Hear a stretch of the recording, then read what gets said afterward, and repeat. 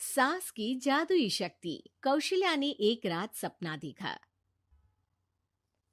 कौशल्या राजपूत, तुमने किए हैं जीवन में अच्छे अच्छे कर्म, इसलिए अब से जब तुम चाहो गायब हो सकती हो, जिसके लिए तुमको सिर्फ चुटकी बजानी होगी और चुटकी बजाते ही तुम गायब।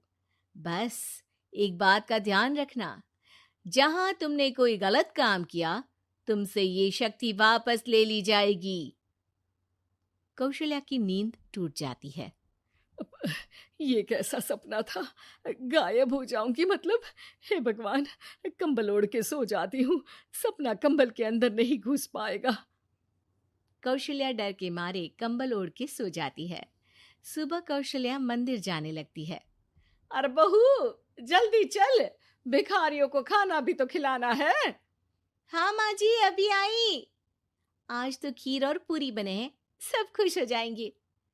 दोनों सास बहू कार से खाने का सामान लेकर मंदिर पहुंचते हैं और भगवान की आराधना के बाद मंदिर के बाहर बैठी भिखारियों को खाना खिलाने लगते हैं। दीदी, आप हर हफ्ते आते हो, इतना सारा करते हो हम लोगों के लिए। मैं आपके लिए रोज अलग से दुआ मांगता हूँ। ये तो फर्ज है हमारा।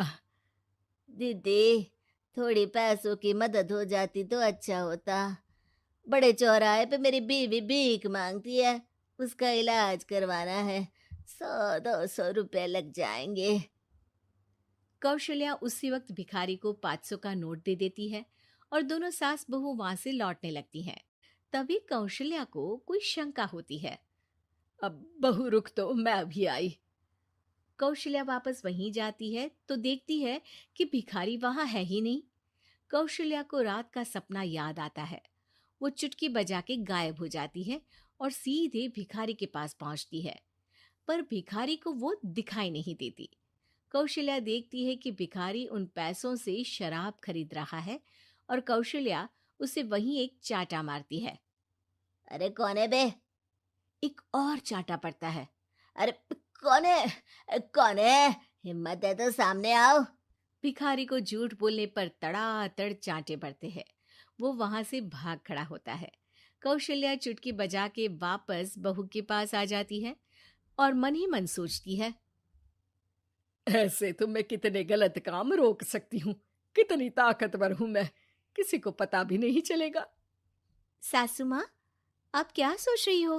अब कुछ नहीं, कुछ भी तो नहीं। ठीक है, मुझे ना थोड़े पैसों की जरूरत थी। मेरे कजिन भाई है ना, उनकी तबीयत थोड़ी इधर उधर हो रही है।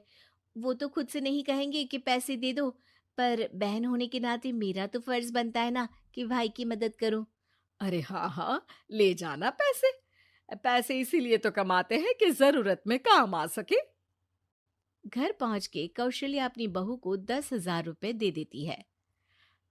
कब जाएगी तुम मायके? अम, कल शाम की ट्रेन है।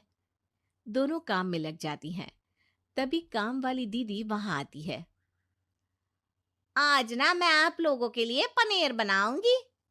ठीक है, मंगवा लेती हूँ पनीर।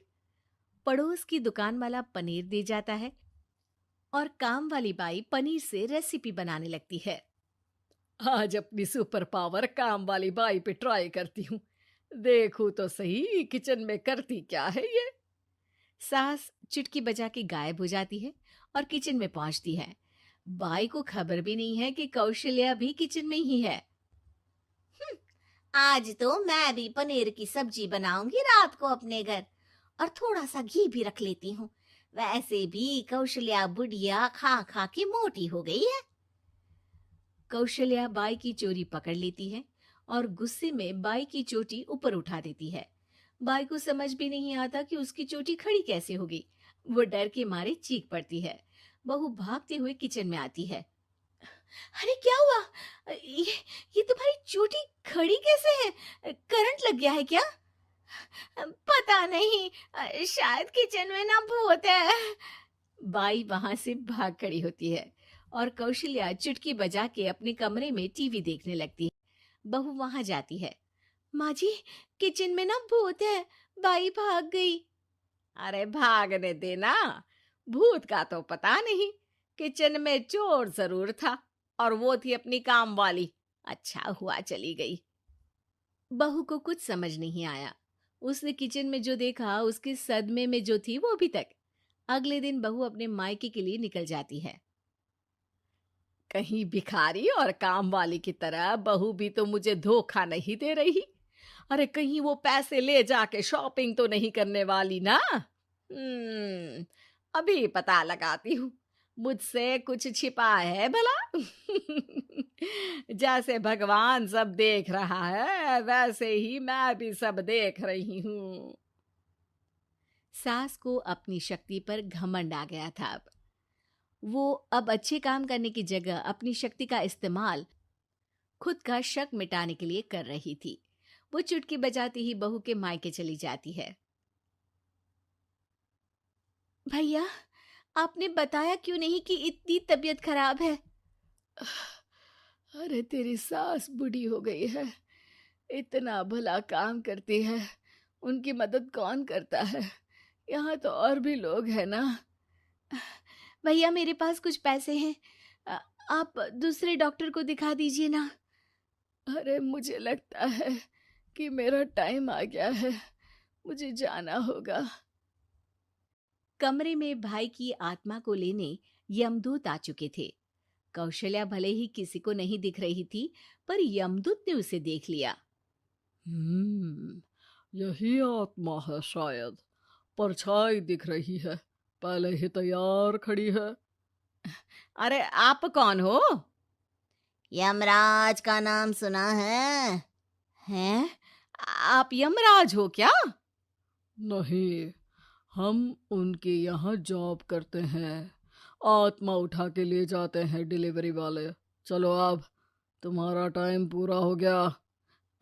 अरे आप शायद ना वो बिस्तर पर पड़े आदमी की आत्मा को लेने आए हो। मैं तो बस यहाँ देखने आई थी कि मेरी बहू कहीं मुझसे पैसे लेकर शॉपिंग करने तो नहीं चली गई ना। मतलब तुम्हारे पास शक्ति है गायब होने वाली? हाँ। तुम ऐसे तुच्छ काम में उपयोग कर रही हो ऐसी दिव्य शक्ति का। अब तो तुमको ही लेके जाऊंगा। अरे नहीं नहीं, कल मुझे किटी पार्टी में भी तो जाना है। अब नरक में ही करना किटी पार्टी। नहीं नहीं नहीं। 3 बार नहीं क्यों बोल रही हो? टीवी सीरियल चल रहा है क्या एकता कपूर का? अरे प्लीज मुझे जाने दो। आप तो उस बीमार आदमी की आत्मा को लेने आए थे ना। गलत डिलीवरी करोगे तो यमराज डांटेगा ना। बात तो सही कर रही हो, पर हमको उस पे दया आ गई। अभी उसकी उम्र ही क्या है, पर कुछ तो लेके जाना पड़ेगा ना।